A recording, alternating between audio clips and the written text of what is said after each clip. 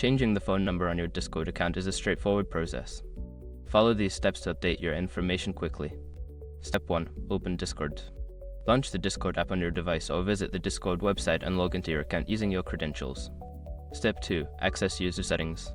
Once logged in, locate the gear icon user settings at the bottom left corner of the screen next to your username and click on it to open the settings menu. Step 3. Navigate to My Account. In the user settings menu, find and select the My Account tab. This section contains your account information, including your phone number. Step 4. Update phone number. Look for the phone number section. Click on the edit button next to your current phone number. Enter your new phone number and follow any prompts to verify it, such as entering a verification code sent to the new number. Step 5. Save changes. After successfully verifying your new phone number, ensure you click the Save Changes button to update your account information. Now your phone number is updated on your Discord account. If you encounter any issues, consider checking Discord's Help Center for further assistance.